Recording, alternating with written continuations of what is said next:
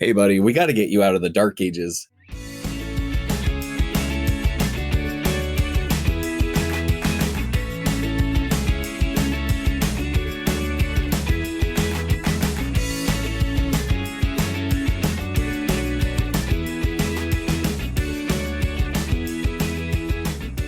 Welcome to the Exploring Washington State podcast. Here's your host, Scott Cowan. Okay, so false start number one that you guys don't get to listen to. Now we're going. It's a Monday, and my guest today is Andrew Joslyn. Andrew, thanks for having a good sense of humor and allowing me to not hit the record button. All good, Scott. I want to recreate what we were talking about. So, yeah, you started playing violin at 5. Yes. And my question to you was that by choice, or was it something your family wanted you to do?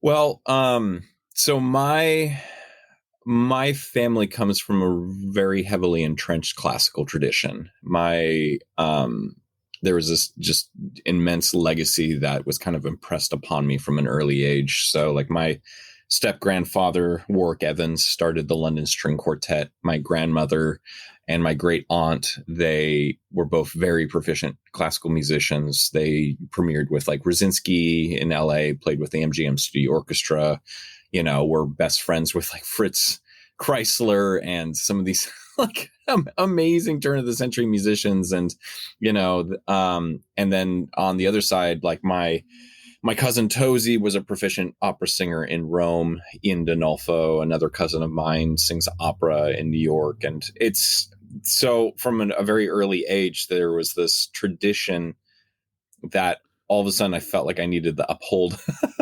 Okay. And my parents got me started on the violin when I was 5, and I didn't take to it terribly well because the violin is not a forgiving instrument by any means. It takes a year plus of consistent practice to be able to develop tone and be able to play a note that even sounds reasonably approachable. And okay. I think that, that was something that it took me a little bit to kind of enjoy and find a passion for it. I'd always loved music. I was always listening to music. It wasn't something that I wasn't voraciously consuming, but the actual practice of it was, at least with the violin, was it's something that I had to grow into and work with. But I studied. I started at 5 and then did classical studies all through college, and had, little spurts of picking up like fiddle music, like Cajun bluegrass and Irish Celtic, some Swedish fiddle music, kind of, little bit blips and blops here and there that just kind of open up the education a little bit more. But it's interesting. I was always the orchestra kid that, like, I'm a child of the 80s. So my bread and butter, well, we were talking about my brother, but my brother, I was very much as a child listening to a lot of classical music and, Tchaikovsky and Hindemith and, Borodin. And my brother's like, hey, buddy, we got to get you out of the dark ages. And he gave me a tape cassette, which had Tears for Fears, U2, Sting, Roxy music. And like there was a couple of others on that, and then that mixtape completely blew open my mind. And I think that was like the first kind of division that happened in me, where I was like, some of these like beautiful tracks, like I heard strings in them, and I was like, wait a minute. Like there was a Sting track, I think from his Soul Cages record, that had strings, and I was just like, that's cool. That's beautiful. Why aren't I playing that? How do I get that gig? Wait a minute. So, from an early age, I became obsessed with figuring out how to be a string player in, pop and rock music. And it, educationally, that's not clear at all. I went and did my undergrad in violin performance at Western, and Okay. my sophomore year, I freaked out because the programming and everything, they don't teach you about touring, publishing, music licensing, the record industry. They don't teach you any of that. It's counterpoint, species counterpoint. It's ear training and composition, Western appreciation of music, all this stuff. And it's all really important for the toolkit, and all that stuff I've relied on so many times as a composer and what I do now. But I think at the time it was really hard to see a career path. Like all that was kind of available to me was I will be a concert performing violinist, orchestra junkie, or a music teacher. And none of the three of the above seemed at all appealing to me. Why is that? Why just let me interact. Why those of those three? Why not? Why weren't those desirable to you? My own, learning the violin was such a difficult and it was finally very rewarding, and I fell in love with the instrument. But at first, the early years of learning to play it, and I taught for a little bit, but teaching lots of students how to play a violin and listening to the scrapes and squawks and swearing just didn't seem appealing. Playing in orchestras, and being a concert violinist, the problem was I would be competing on an international level with people coming out of Oberlin, Juilliard, and the Vienna School, and this and that, and like the turnover and the job choices and the competition would be so heavy and not in my favor. And I was always the kid in the back of the orchestra that I would be like I was a part of the Seattle Youth Symphony when I was younger, and I was principal second. But I was always like so fascinated with, like, I would hear the music and then we'd be playing, but then all of a sudden I'd just be like, man, I wish they did this. I wish the composer did this, or I wish I could play this. I started already. I was already delineating from the path of classical music, because I started just, I wanted to improvise. I wanted to play something I was hearing in the moment. And I think it was too regimented for me. Okay. And I think that's why, I think one of my favorite quotes I've ever heard about music and composition is that improvising is composition sped up and composing is improvisation slowed down. That makes a lot of sense when you say it like that. Yeah. And my sophomore year of college, I freaked out because I didn't like any of these possible career paths. And the other side of it too is that none of those three really seemed to coordinate with rock music.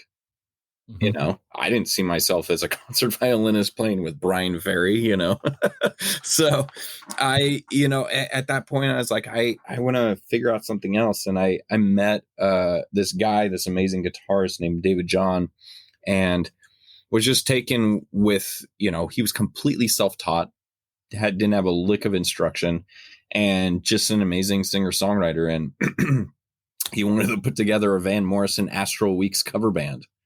And I was like, oh, I'm not really specific, very specific. And I wasn't like, very familiar with Van Morrison at that point. And, we went over to his place. I started listening, and I was just like, oh, I can I can pick out the violin. Oh yeah, I can play that.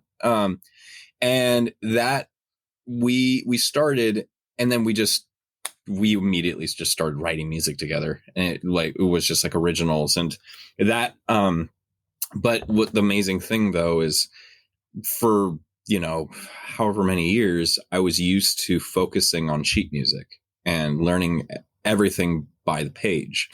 And that was the first time that learning to improvise and learning to play by ear completely changed the entire equation for me, And there's plenty of times, like I work with Seattle Symphony now and larger orchestras and studio musicians, and so many classical musicians just can't untrain or unlink their brain from sheet music. They're the most amazing jukeboxes, but you can't get them to express in the moment. It's almost too scary or too there's no guardrails. Gotcha. You know. Well, I got two questions so far. Yeah. Number one, your brother, is he older than you? Yes, 12 years older. So he was a decade older than you, listening to different things than you were listening to. So he brought you that mixtape. That's pretty cool. Yeah.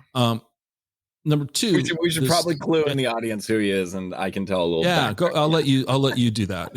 So, if anyone wants to do the extensive research, you're welcome. But my half brother, my half brother is Chris Kattan, of SNL fame and notoriety, and Dancing with the Stars. If you've been into him recently, but we same mom, different dads.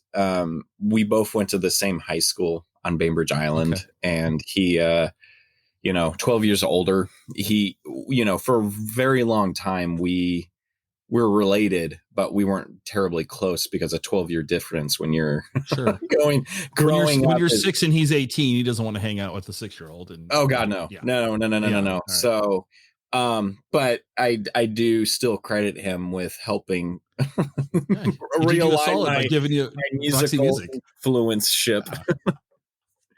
So the other question I have is this like the guy who wants to do a Van Morrison Astral Weeks cover band. Yeah. The Van Morrison cover band idea. Cool. Van Morrison Astral Weeks. It didn't fly for very long, by the way. It's very, very niche. Yeah. Very, very niche. But you mentioned you guys started writing songs together. Was that the first time you started writing, or had you been doing any writing before that? I dabbled, but nothing ever kind of like gelled. It was just kind of like, I'll sit down at the piano and just kind of putz around. And I was really into Eric Satie when I was younger, so I always tried to write these little piano melodies and stuff, almost kind of Jan Tiersen-y. But like it just never really went anywhere. But once I started working with him and we formed a band, it became this kind of Dropkick Murphys Irish punk rocky outfit, and we toured for 10 years. We formed a band, got a bass player, a drummer, and we actually had for a Northwest college band, we actually had pretty sizable success. So I need you to help me with something. Yeah. How do you connect? I need you to connect for me Dropkick Murphys to classical music in 2 steps or less. How do you connect those? Fiddle. Okay. The fiddle. That was too easy for you. But that's the thing is it's like I took on kind of the lead guitarist role in the band, got an electric violin, got all the guitar pedals, and just for lack of a better word, I became the gimmick, but we were such a great bar band with that kind of, with the fiddle playing lead. We would play a lot of like jigs and reels and just punk them out. Okay. So, but we actually, the great thing is we actually had such success that we opened up for Fish at the Gorge a number of years ago. So that like it Very actually, cool. it had a really good run. Well, so what was the name of the band? The group was called Handful of Lovin. We would go by like Handful or HOL. Like there was a bunch of different monikers we used, but like it was, I mean, as far as the festival scene went, we toured up and down the West Coast pretty heavily. So, yeah. So I don't think I went to that Fish show that you played at. That's totally I think the Fish show is no. I went to the Fish show at the Gorge. God, mid-90s. No, it was like 97, 2000. Let me just put it to you this way: it was a rough night. It was like 2009, I think. Yeah, I didn't go to that one. Yeah, okay, that's okay. Very, very cool. Yeah. So you do this, and you start writing, which is cool. Yeah. I'd like to, just because you said something, I really want to go back to it. So you, from playing the instrument, Is the electric violin drastically different than a traditional violin? In practice, no. In tone production, yes. It's, to get it to sound like any kind of like electric violin you just pull off the shelf. It's like the difference between an electric guitar and acoustic guitar. Okay. There's slight differences in how you play it. But if you just pull an electric guitar off the shelf and just played it unplugged, there's no tone, there's nothing. Right. So right. A lot of violinists kind of fall short because they never take the time to get into the techie gearhead side of it all. And I just delved right in, So you had the full set of pedals below you, the whole everything, effects? Loop stations, reverbs, impulse responses, distortion, wah pedal. Oh my God. It just so many delays, like, okay. So you really did play it like an electric, like an electric guitar then. Absolutely. Really, yeah. And and it was great because it really kind of opened up the world of violins and fiddle playing for me, And so the thing that's great is that being a part of a band that we toured so heavily, like, you just kind of, you're in the scene, people start knowing who you are, and you meet a lot of different bands and artists and booking agents. And so I quickly became kind of a go-to string player for hire. And moved to Seattle in 2005. And when I first kind of moved to the area, I just got a shit ton of business cards and went to all the studios all around town and was just like London Bridge and Joe Reinecke at Orbit and this and that. And like everywhere that I could, that had stuff, I would just leave a business card, put it up on their bulletin board and be like violinist for hire, violinist, violist player for hire. And I quickly kind of put together kind of a foothold of being a go-to string player for hire. And by virtue of, studio magic nowadays, I also play viola and a little cello. I was brought into the studio, and most of the time, budgets are what they are with studios and independent bands. I would just come in and just multi-track myself. And because I had this really extensive classical training and upbringing, I knew how to arrange, do all the, put together kind of like a one-man symphony thing. Wow. So you're able to leverage their budget. Yeah. And not having to bring in a bunch of different players. Absolutely. You wore all the hats. Yeah, exactly. So I very quickly kind of had this weird little niche scene in business when I first moved to the city, and I had the notoriety and credibility from being a part of a somewhat successful rock band, so right. But I quickly expanded to a ton of different artists, and we first started this conversation talking about Macklemore, and by just happenstance, a friend of mine and I got together and we were making hip hop mixtapes for fun. And I was playing a bunch of Rhodes keyboard stuff and playing a bunch of violin lines and everything else. And he made the beats, and I didn't know this, but his friend, well, he was the ex-drug dealer for Ben Haggerty. Okay. Who is Macklemore. And in 2008, Ben was getting out of rehab. He had early success when MySpace was a thing with his first record in like 2004. And then MySpace. Sorry, yeah. But it was a thing. Yeah. But then he fell off and got very much into drugs, alcohol, Percocets. Like it was really, really bad. And he went to rehab, and just the stars that aligned. He had just gotten out of rehab. My friend gave him our mixtape, and he heard it and was just like, well, I don't know about the beats and stuff, but Jesus, the violin's really good. Can I get the guy's number? And wow. I've been working with Ben ever since. So I've been a co-writer on every single record prior to the heist and after the heist. And then, and that having that kind of credibility on my CV really obviously helped, but Right. that was just, I feel like, with music, when you have so many irons in the fire, it's just kind of crazy when like little things just kind of pop off wherever, and when I first joined him, that there was no, he was making music in his parents' basement, and it's like, Right. okay, I have no idea what this is. This is pretty podunk. So no one would have foreseen a 2012 meteoric rise to global acclaim with The Heist. So let me ask you this question about him as an artist. Yeah. And I've never met him, but I get the impression from things I've listened and heard, he's a really hard worker. Yes. Absolutely. And his work ethic is significant. That was one thing that,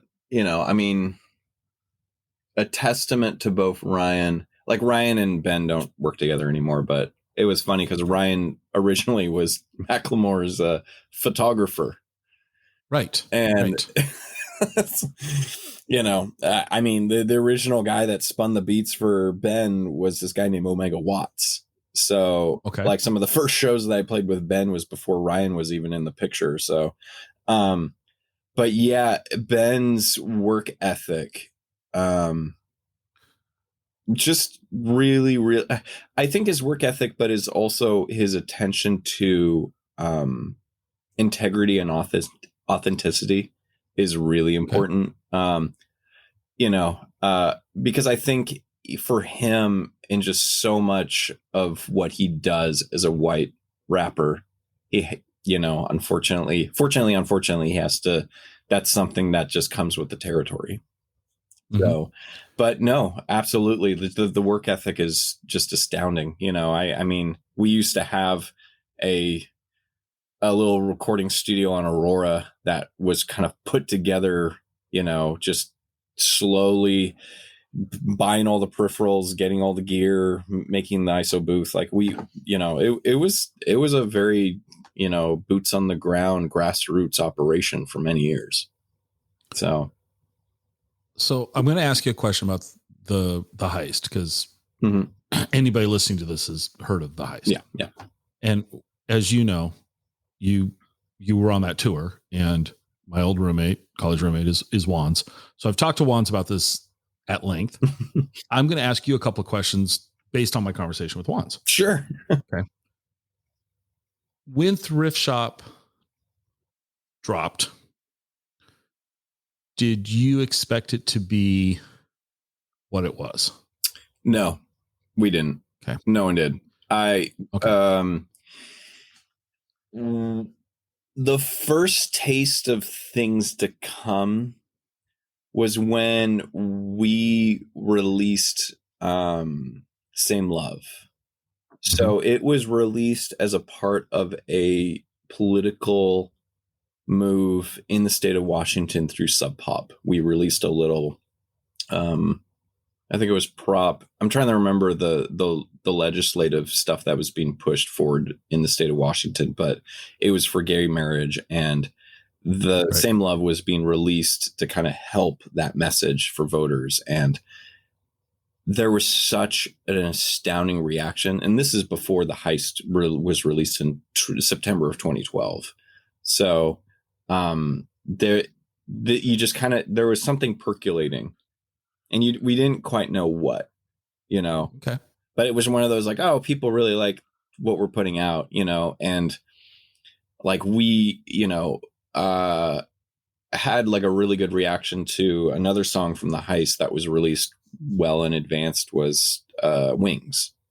Mm-hmm. And that was a song that I had very heavy writing on. Like I wrote a bunch of stuff on that and did all the string arrangements, and that was a song that,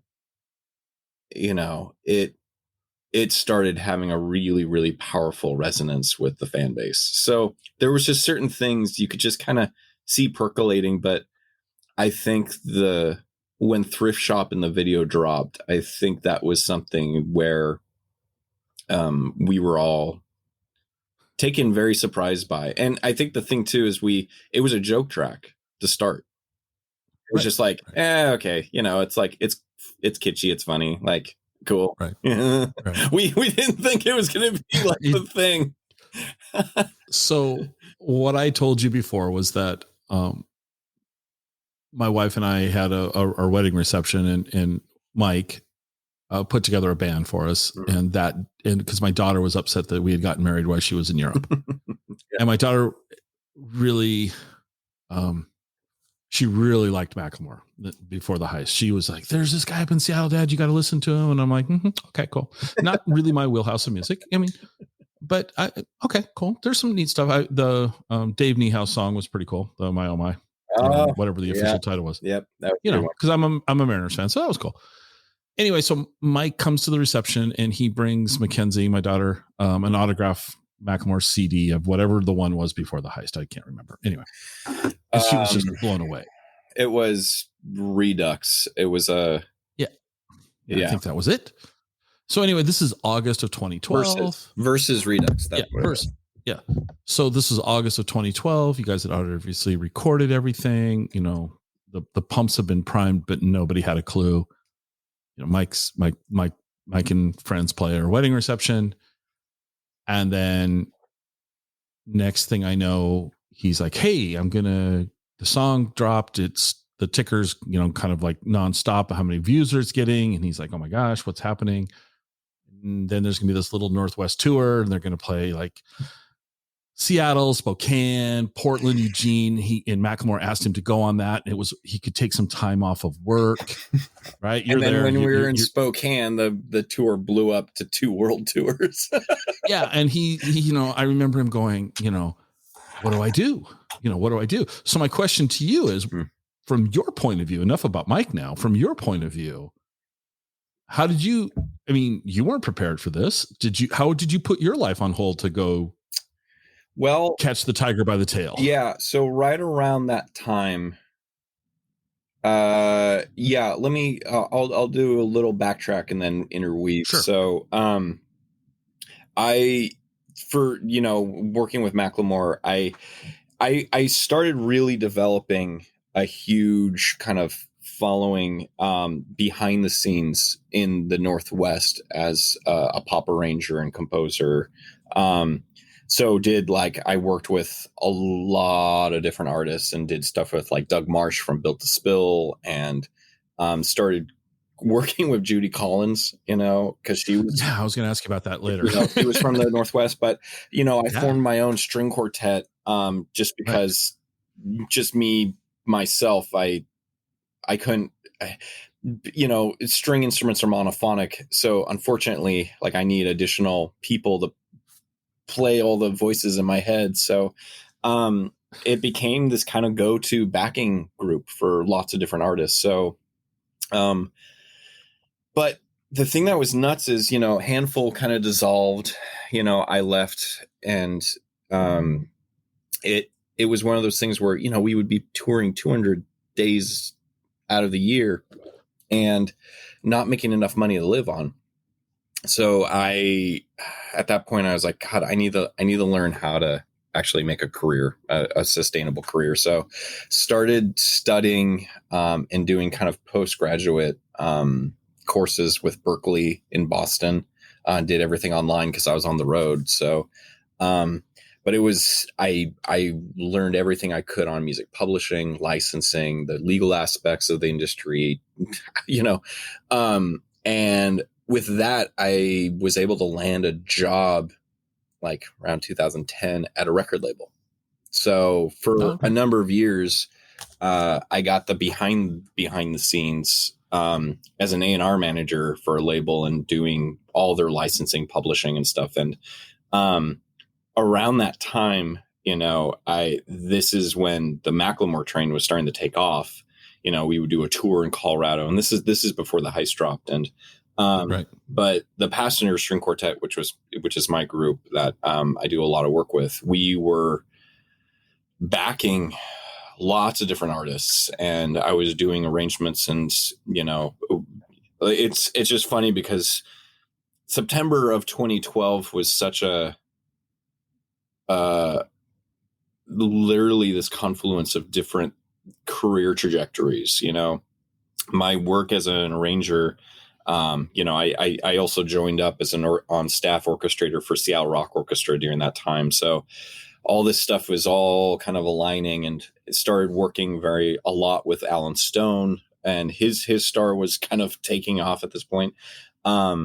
So, I released a record with another Seattle artist named Chris Orlowski, and it was like our first, it was Chris Orlowski and Andrew Joslyn, and I did these big orchestral arrangements and everything else. And it was a record that, for my work and just kind of like my career, was really powerful, because then people are like, oh man, we gotta go to this guy. So, what happened was, right around that time, tying stuff back in with the heist,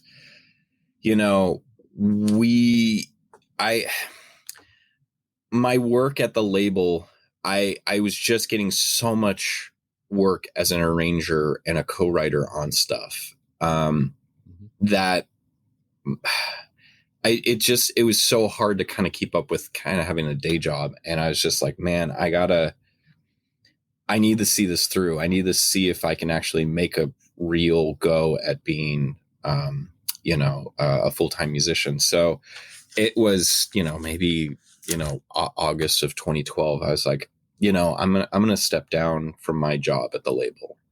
And it was one of the scariest decisions of my life, because I was like, music is not a consistent paycheck, so I was freaked out, and, the heist dropped, and it was, one of those things where it's like, oh, okay, this is amazing. This is going well. I'll have some touring, but like not much else. And like around that time, Wands and I, as we kind of mentioned off microphone, him and I knew each other from my Handful days. So that's right. He actually, funnily enough, Wands actually sat in on bass for a Handful gig when we were playing at I think Highway 99 or something. Like because our bass player, like, there was like one of the very few situations where our bass player was sick or he was dealing with a family emergency. So Wands played bass in my my first band. That's so just such a small world. So it is a small world, isn't it? But that's the thing, is like Wands and I just like very much were like two peas in a pod on the road, because we knew each other, and it's such a weird ragtag band that was kind of thrown together of these misfit toys. Like the Macklemore team, like I wouldn't trade it in for the world, because we were just we're so fresh and bushy tailed and, bright eyed. We were just like, well, let's just do this. This sounds like fun. Let's try it. You didn't know better. We did not know better. We did not know what is about to happen. The nuclear bomb that was about to completely level us. We had no idea. So, So around this time, I'm fresh and just like, well, like I don't really have a job, so let's just go along with this. We played Spokane. The real moment, though, we were playing Missoula, and Ellie Reed flew out to offer a record deal to Ben and Ryan. And he walks up with his entourage in tow to talk with Ben, Ryan, and Zach, their manager. And this was in the green room. And like the rest of the band were all like, wait, what the fuck? What the hell is going on? Wands are pacing. We're like, this is weird. Like, and of course, kind of like in true Hamilton fashion, we all wanted to be in the room where it happened and hear the conversation. But that was the time when, management and Ben and Ryan were like, no, we're going independent. We're not going to sign with a label.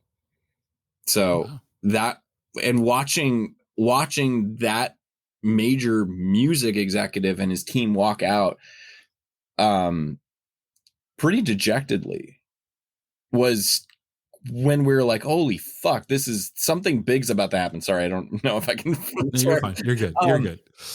But it was one of those like, wow, this is something. And then pretty much like, we kind of, I believe we kind of wrapped up that tour. It was super short. And then we were back home, and I got a call from Zach, and it was like, hey, we're going on a world tour.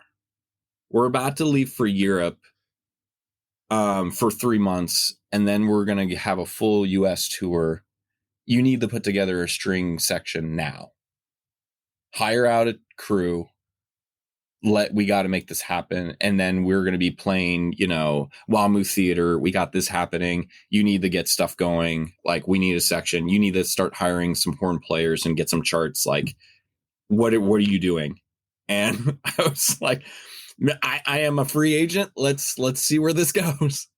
Yeah. So, wow. Yeah. And it was one of those, just like, I was so terrified, but also just so like, let's see what happens. Like, for the longest time, prior to that, since moving to Seattle, actually, I kind of always had this yes to everything mentality where I was just like, yeah, sure, I'll do it. Yeah, sure, I'll do that.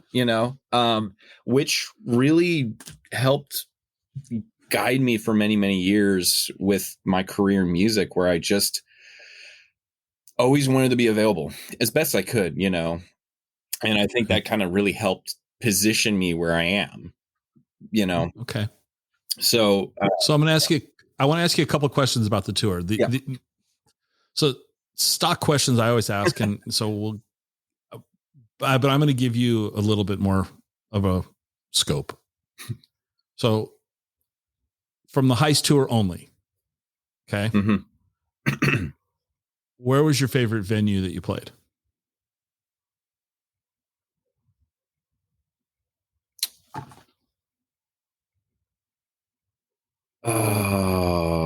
What was the name of that? There was a spot in Paris, and I'm trying to remember the name of the venue. Okay. It was just a park, there was this beautiful park in the middle of Paris. Just like, kind of like a city center, like the Seattle Center. But just like the venue, I think we just continually got upgraded and upgraded and upgraded on venues the more the tour rolled around. So originally we're playing the Brixton, then we're playing the O2. Then it was it was just really funny, because it's like, I think by the time Paris rolled around, we're like, oh wow, ooh, this place is great. But like, it's kind of funny, because like the more I think about it, so much of those tours, like, because I toured heavily with them from 2008 to 2017. All those dates and times and venues kind of all blur together, and there's certain ones that I remember really heavily, like Abu Dhabi was absolutely insane, because we flew out to the middle of the Arab Emirates, and like we're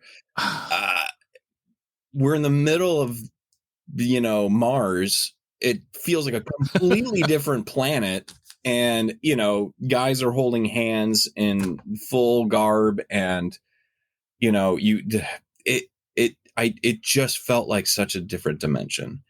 And we played this show, and I could just remember, I remember all the details. Like, it was huge, tented top, like it was really hot, swelteringly. There was the right next door was like the Ferrari like race course.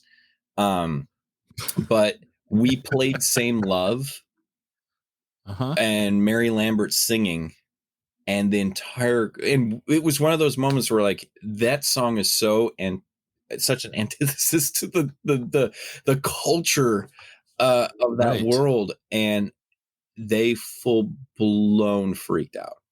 They were just so excited and happy. Oh, okay. And like, yeah, no, we didn't cause a riot or anything. It was, Well, you had this nice pause, and I'm like, oh, which way is this going to go? It was just one of those moments where I was just like, this is magic. That was one of those moments where I was like, I do truly believe that there's some deeper purpose for music. You know? All right. So the flip side to that is the worst show for you. Is it?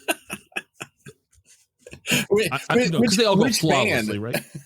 Well, okay. In general, give us an example. I love asking bad questions like that. Like, what's a bad experience? Because you learned something from it. So through your career, share a show that was just, for lack of a better word, a shit show. Well, I got two. One that's utterly amazing and one that's just poor planning. Okay. A handful. We booked a show in Wairika, California, and we're just like, fuck it, let's just go. Just like drive down there. We didn't know anything about marketing, press, getting the word out. Like no one had any idea who the hell we were like at that point, because it was one of our first tours. So we drove down in a Astro van, like just all the way down the I-5 corridor for hours on end, paying so much money for gas. And we show up and the bartender doesn't even know who we are. And he's like, wait, you're playing tonight? Like, who? Wait, who are you? The sound guy was really late. And I mean, we literally played for the janitor and his dog, because I think it was like an off night. But they felt so bad for us. They're like, well, you could just set up and play. But like, it was like, no one was there. And I think we found some people after the show that were just walking on the street, and they let us like stay they crashed at their place. But like, it was cat urine smelling floors. Perfect. Like, and it was just like, no, I'm going to sleep in the van. Like, no, screw this. Like, I'm not going to sleep. I'm just staying. I like at that point I was like, I will pull an all-nighter and just drive home. Like, this is stupid. Like, so that was one of the worst shows ever. Okay. But here's another one that's crazy. Macklemore and Ryan Lewis, one of our first major tours, we're in Dublin. We were playing a huge festival in Ireland. 35,000 people were out. And we were headlining. Ellie Goulding had just played an amazing set. And the Irish were freaking out. They were just so over the top. And with the heist and everything, one of the most popular tunes from the record was Irish Celebration, which original was from Redux, or one of the first Versus record. So those Versus records, the original concept was to take a bunch of samples that we couldn't use. So like we had like an Anthony and the Johnsons sample. The Irish Celebration is a Beirut sample. So just reflipped it and then made it into this big giant Irish Celebration song. So every 35,000 Irishmen and women are just ready to go off. And Ryan's computer dies. First song in. We're about to play 10,000 Hours as the opening song. And this is before we had an Ableton rig and all these triggers and all this other stuff and additional sound guys. He was running the entire show off of his laptop, and it just blue screens. And you see the giant blue screen up on the LCD, like in front of 35,000 people. And we're a live band. You know, we have a whole horn section, full strings, dancers, but the whole show, all the, the pyro, everything else is triggered from Ryan Lewis's computer. Right. And he's like, oh, we're about to drop. And we're just standing there because we're all like, the band's like, oh my God, are we going to have to play like an acoustic set? Like, how are we going to, what are we going to do? Oh yeah. So we had the run. I think what happened was, Zach and somebody else, like someone had to get an iPod and run the show from instrumentals on an iPod. No big LCD screen stuff. No like big pyro, nothing. Just straight show and audio from like, I swear to God, I think we just we just kind of karaoke'd the set. Oh my God. And it was terrifying. And I mean, it was one of those shows we were all so crestfallen afterwards. We're just like, that was supposed to be like a career making show. And we completely shit the bed, So, but after that, we had like 3 computers of backup, tons of but I think that's important. Like everyone's got, stuff that happens, but it's like, oh God, it was just so hard. I think everyone was like, I'm done with music. I just want to go. And, I think I had, and it's funny because this just reminded me of another show I played. I was touring with Judy Collins with my string quartet, and we were doing a West Coast tour, and we were playing down at, I think in Napa, for a music festival. And there was, and her audience is definitely a much older demographic. So, it was us, she had a music director who would play piano and just kind of help sing backups for Judy. And so she comes out, we start the set. Judy had this terrible, terrible cough from tour, and it was just getting worse. And then she comes out on stage. We kind of struggle through the first song.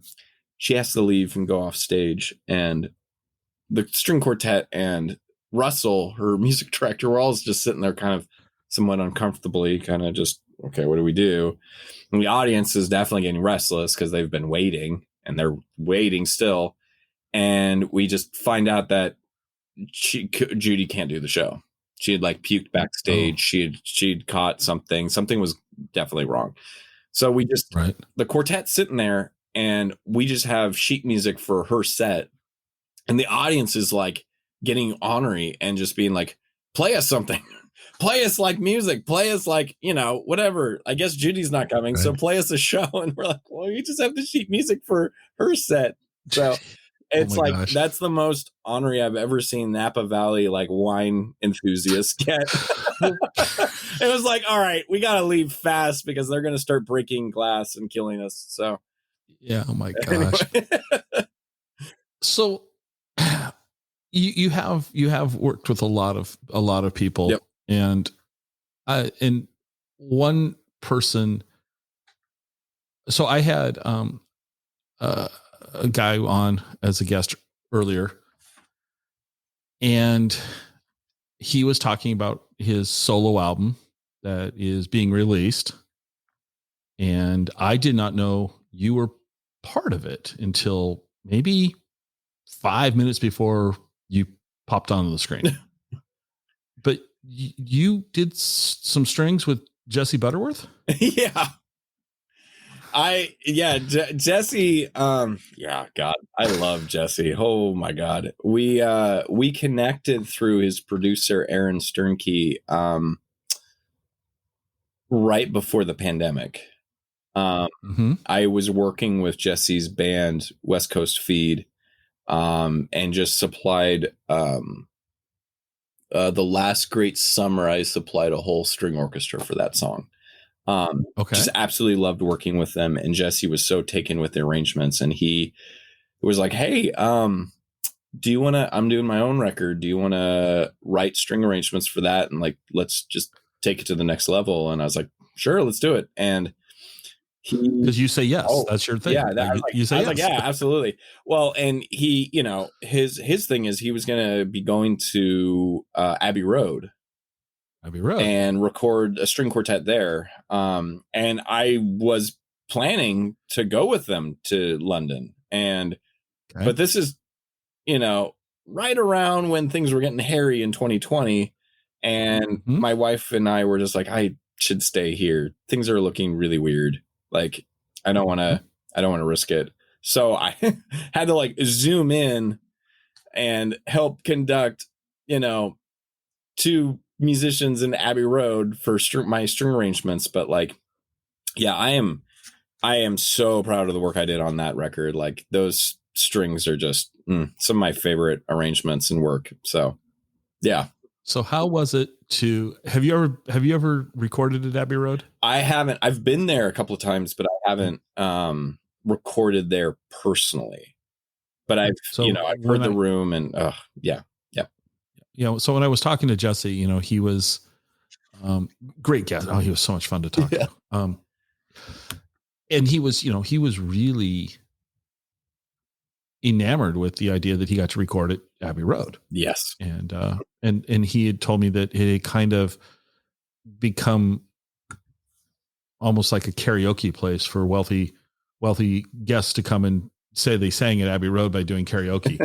And so that it had opened back up, and he really was thrilled that he got to play at Abbey Road. So my question to you is, you got close. You were conducting strings at Abbey Road, but you were conducting them from Washington State. Do you ever, is there a place you want to record at personally? Is there a studio? Is there some magical place that you would love to record at? Abbey Road would be one, but so this last year, right before COVID, I get, geez, it's 2 years now. I had so long story short, I mean, I'm going to just gloss over a ton of stuff. I over the years, I've become, I've done tons of film scoring work, and just kind of got very much into, very major kind of pop, orchestration and conducting and work. And worked with like Michael Bolton and Kesha and a bunch of other artists. And, I got signed with BMG in LA. So I now, in 2019, I worked with Leslie Odom Jr. from Hamilton, and I did that. I actually was just doing co-writing, so just writing lyrics and kind of melodic stuff, and we did all the writing at Skywalker Ranch in San Rafael, and that. So we recorded all these demos and stuff for what became his original record, that Mr. And that's one of those places where, there's George Lucas has a specific room for that, like a theater there, to watch, everything in Atmos and a Dolby surround sound. And oh my God, it's just the beautiful. And the room for recording is massive. And, I got to record and play violin in there and have recorded and stuff, like the actual, I think the song Hummingbird, off the Mr. record, you'll hear a little solo violin at the very end of the song. And that's me playing in, Skywalker. But that's one of those places where I would absolutely kill to have like a full symphony, be able to hear a full symphony in that room, because it's so beautifully outfitted acoustically. And just, having a string quartet there, or just like a string symphony, I would just love it. You'd love that. Yeah. Well, symphony, we'll shift to Seattle Symphony. Yeah. You've got something coming up here. I do. But before we talk about that specific show, is this an ongoing thing for you, collaborating with the Seattle Symphony, or is this a one-off for you? No, one of the weird silver linings of COVID is a lot of different organizations had to pivot pretty dramatically, and at the beginning of 2020, a friend of mine at the Symphony reached out and was like, hey, we need to change how we operate. We need some new programming. We need to figure it out fast. So I kind of worked with them and we put together kind of this concept for a show series called the Essential Series, which because I've worked with so many artists now kind of all over the country, and I wanted to bring artists to the symphony in a showcase format. So I brought Whitney Manger, who's a local kind of bootstraps DIY indie songwriter. I love her aesthetic and her music. So she was one of the first artists to showcase. And then we had Ivan and Alyosha. We were going to have Greaves, who a hip hop artist, but because of scheduling conflicts and stuff, we were unable to have him. But the newest show coming up on July 9th is Nancy Wilson from Heart. So I was working with her and her team on her record. And then I just kind of pitched it to her, and I was like, well, why don't you do a show, like one of your first shows for your debut record with the Seattle Symphony? Like, that's a pretty big, statement. Mm-hmm. And she agreed, and the rest is history. And we're, so like, what I do is, so I'm the curator and kind of director of this program. And then I do all the writing. So I write all the symphonic arrangements, everything that the symphony does behind the scenes with the artists, and help kind of curate the set. Work with it, like I'm kind of the symphony calls me their band whisperer. And then the bands are like, I'm the symphonic liaison, and curator. So it's kind of fun because it's, you can now kind of see, just given my background, I've kind of been able to position myself as this kind of weird little go-betweener between like my past and, regimented routines with classical music, but I got to marry it with the pop and rock and all the stuff that I was so enamored with as a child. So it's kind of fun to finally find the spot where I kind of fit. So let me ask you this question, coming back to the beginning of our show here today. You came from a classical family. Mm-hmm. How has your family embraced what you're doing, that you're standing in both worlds? Do they enjoy this for you? Do they see it, or? Yeah, I think my family is very happy to see me working.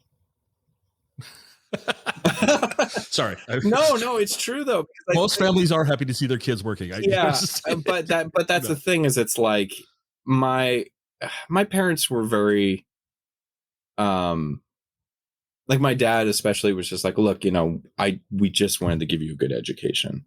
And if I chose ultimately not to pursue classical music, at least I couldn't come back and tell them that I wasn't given the opportunity, or that I wasn't given this education that I needed to flourish. And so I really appreciate that, because for them, I think they were just always happy that, I think, when I really think on it, because I struggled with classical music. There was a lot of times I was, a lot of the mentality of the classical world was really hard for me when I was younger. The competitive streak, the perfectionism. So I think for my parents seeing me happy making music and actually having success at it, I think they can't be more happy. So, but it is funny. There is times where I'll show pop tunes I've done arrangements for, or symphonic things, and film scores to my dad, and he's like, he's still very much of the classical world, where he's like, I just wish you would modulate more, or could you have done more counterpoint here, or why didn't you do a Neapolitan turnaround, blah blah blah. It's like, Dad, it's so there's still I think room for improvement, but like, it's, as far as I'm concerned, I'm happy where things are at. All right. I got one last question I want to ask you, and then I want to bring up one other thing. So Sure. Question, I'll put you on the spot for it. Who would you like to work with that you haven't worked with? Is there somebody that you would like to work with? I mean, I always have an ongoing wish list, but I think there's two, well, there's a couple, but there's one artist that I've been listening to a little bit more lately that I've been getting really enamored with her sound, and I think I would really like to do some big symphonic work for Billie Eilish. That, if I could, like, I think some, the depth of emotional delivery that she has with such minimal packaging is actually, it's kind of thrilling, so for me, like, I'm always the guy, if I hear some music, I'll be listening and being like, oh, I can hear strings and this and horns and all this other stuff. So but like I would love to try and color out, a full symphonic arrangement for some of her tunes. Like, I think that would be really fun. So that's one artist. Okay. I'm on your blog at the moment, and this is dated from 2020, so it's almost a year old. Okay. And the headline says Andrew Joslyn appointed to Grammy National Board of Trustees. Yeah. What does that mean? Yes.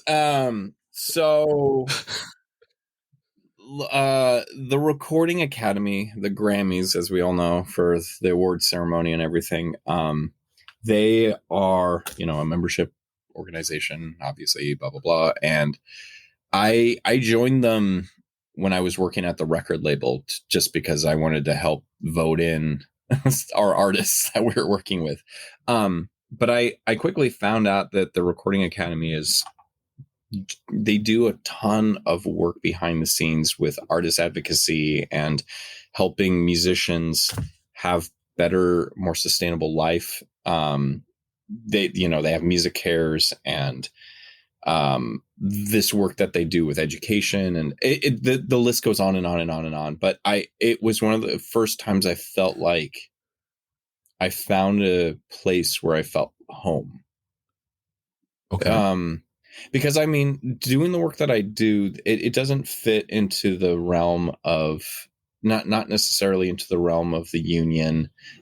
There's not like, there's always so much competition and weirdness in the industry, with with egos and the creative edge. And the Recording Academy was one of these places where I was like, a lot of like-minded musicians that just want to make the industry a better place. And I got into leadership and advocacy through them. So ran as a governor to be on the Pacific Northwest board, and eventually got elected in. And I've been with the organization, I think, for 7+ years now. And just the National Trustee thing is a really big position. It's like essentially being a senator, like a state senator, for the state of Washington. So I am one of two trustees for our entire region, and the Pacific Northwest region for the Recording Academy is actually a lot of states. We represent Alaska, Hawaii, Montana, Idaho, Oregon, Washington State. And also a little bit of Vancouver, BC, or British Columbia. So British Columbia. So which is insane. So I, as a national trustee, I'm always looking at trying to help with programming, with everything that's happening in the culture today, trying to really help get more women involved in engineering and just making the music industry a better place for everyone that chooses to be a part of this, calling. And I've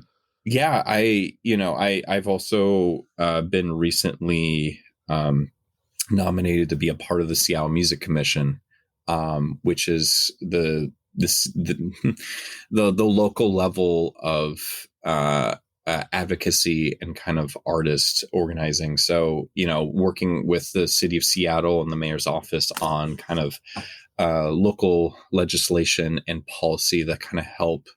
Because like right now, COVID was so devastating to our industry. We had lost out on, it took many, many, many months for a lot of working class musicians to get unemployment. It was, rent, everything else has been out of control. And, quite honestly, most performing musicians just didn't have income.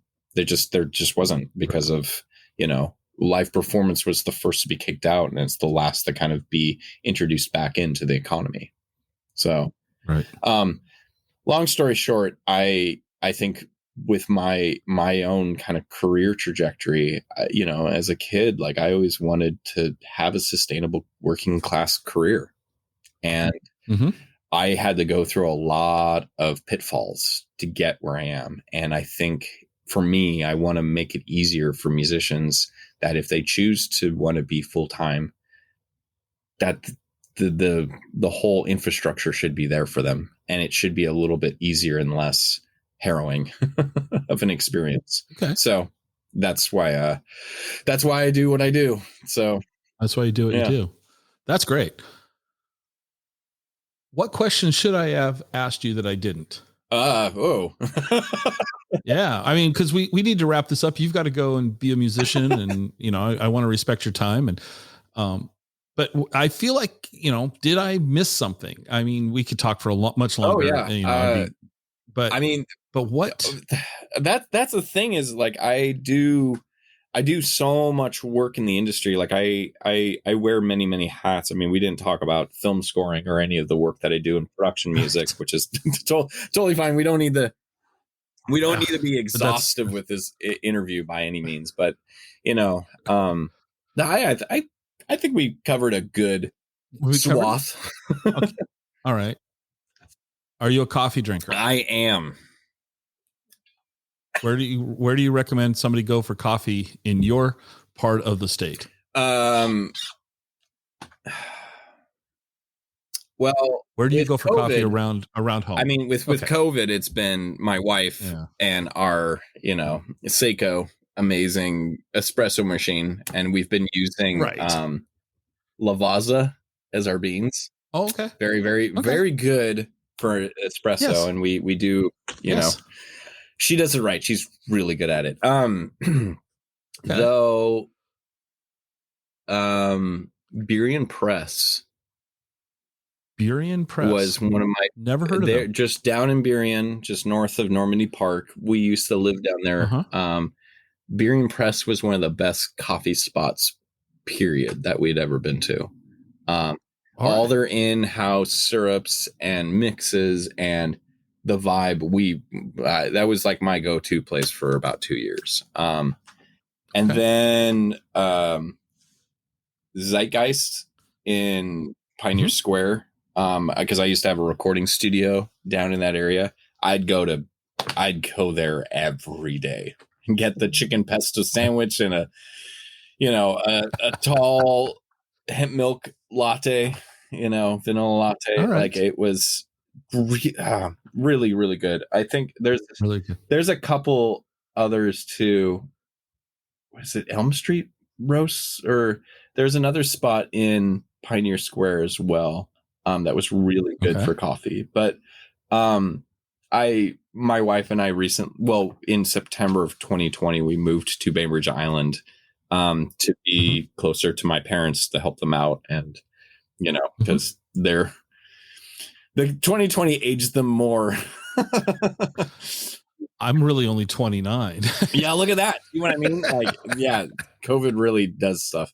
COVID did something to me. But so I think on the island, Pegasus and Storyville, whenever they open up again. So, but our top is Burien Press. Like, even when we come back to Seattle, we'll go out of our way to drive down to Burien Press. Okay. There's an endorsement that you'll go out of your way. Yeah.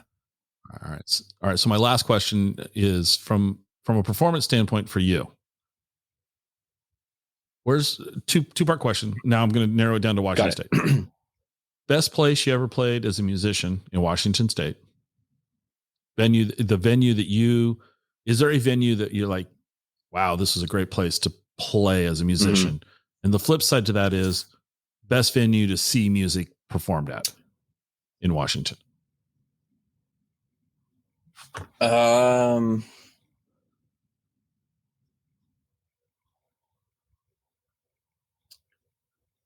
Let me think on that.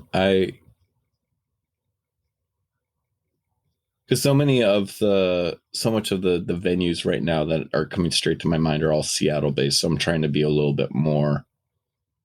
Well, it's okay. It can be Seattle based because Seattle. Let's be honest. Totally. Seattle has a lot of venues. I'm probably gonna have a lot of honorable mentions. So okay, that's completely fine. Because yes, I'll explain my reasoning after you share your thoughts. I mean, it's funny because one of the first spots that kind of came to mind was the Seasons in Yakima. That's a really beautiful room. Stage isn't terribly big, but it's a really great vibe. I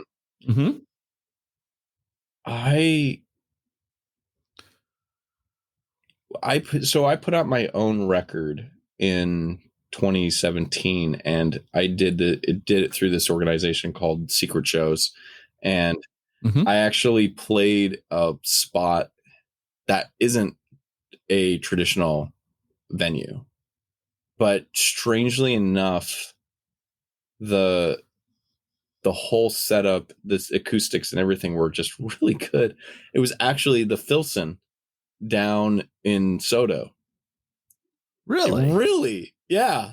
It was the Filson showroom, like where you're just buying your caps and the Lee Dungarees and stuff. It's like that was a spot that's an honorable mention surprise that nobody's named that yet. No. But let me think on. So best place to see music. I mean, because I'm a classical cat, I'm gonna say Benaroya. The room. Because of COVID too, I've had the opportunity to see these symphonies that I write without anyone else in the room, and the symphonies playing, and there's just something just magic about that room. Because it's all acoustically, it's been treated to amplify stuff without having to have any amplification whatsoever. There's something about those old rooms. You can't,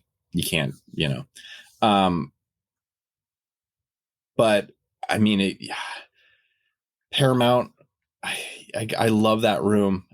There's just something like the Moore Theater and the Paramount, I think the Moore Theater, when you're on the tier looking down and the music's just right, there's something so moving about that venue. The grungier spots that I also love. I mean, Tractor and right. Yeah. No, I'm like, almost everybody says the Tractor. It's so funny. It's just great. And I also like Connor Byrne too, for the scene. I don't know that one. That's another spot in Ballard, but Fremont Abbey. Fremont Abbey's actually a really good spot for music. When they have songwriter rounds and stuff, that room, it's more the community feel of that room that I just, and the high arch ceilings acoustically just sounds really, really good. To perform music, I've always loved Crocodile. And they're closing and then moving, which is nuts, because I've played the Crocodile before they did the renovation where they had the back bar with the pizza and everything, when they had the giant column in the middle of the floor, which is just, God, that was terrible. So first iteration of Crocodile wasn't great. Second iteration was good. This third iteration, I'm really curious how it's going to pan out. So Jazz Alley actually is a nice place to play too. I I've played a couple of times with different artists. I played with a jazz guitarist named Chris Standring there, and it was just there's something about that stage and the vibe. And I mean, right there on par with them is Triple Door.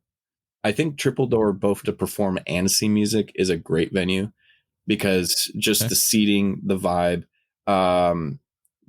They always have really outstanding sound guys there. So, yeah, I mean, those are all very heavily Seattle based. Alma Mater in Tacoma is amazing. Yeah. Yeah, it is. God, I mean, the list can go. Have you seen the Spanish Ballroom down there at McMinimans? No, I need to. I've heard good things about. I haven't seen it yet either. I've heard good things about that from a lot of people. The thing that cracks me up, the Tractor is by far both. I want to play, or if I haven't played there, I want to play there, or I've loved playing there, or seeing music there. It's so funny because it's not the best room in the city. No, but there's something about the Tractor that's great. I mean, I've seen some great shows at the Tractor through the years. Yeah. They're fun. It's a fun place. I know. Well, El Corazon was also a really I love it. You go in that room and they're just like, make sure you're wearing shoes on stage. Make sure that you don't touch the microphone with your mouth. Like, it's just, there's been so many heavy metal shows and punk shows there that they've just just bring your own shit. Like, don't use protect your health. Yeah, exactly. All right. So if people want to find out more about you and listen to what you're doing and see what you're up to, where can they find you? Well, full disclosure, I am terrible with social media and, with updating stuff. My website's outdated and everything. So I need to be much better about getting that stuff up and running. But if you want to learn more about what I'm up to and everything, you can first go to my website, andrewjoslyn.com. And Joslyn is Joslyn. But then, you can find me on Instagram. I think I update that the most, okay. And what do you go by on Instagram? What's your Andrew Joslyn Music? Look me up, and then that'll inevitably link you to my Facebook and Twitter. And I'm probably going to get rid of Twitter soon enough because that. So, all right. But yeah, no, I'm, the funny thing for me is so much of the work that I do is not necessarily public facing. Because I do a lot. I'm working every week with 3 to 4 different artists on their records. So, most of the time I don't need social media to find work. It's like an artist will call me from New York. I'm working with an Israeli producer right now. There's, so like I'm just continually, just focusing on, supplying strings and horns and stuff for different artists. And I'm currently working with Hallie Gregg, who was on The Voice, on her new record. So I'm doing string and horn arrangements for her. So, but I'm not terribly good at updating social stuff because I'm just because I'm working. There you go. That's awesome, man. I love to hear that. So, thank you for making this happen. Oh my I God, really for appreciate sure. it. This was great, man. And we will, I will sign off and let you get to your day. Perfect. And continued success. Absolutely, man. Well, thank you so much for having me on. And, just, let me know if you ever need a reunion tour. Perfect.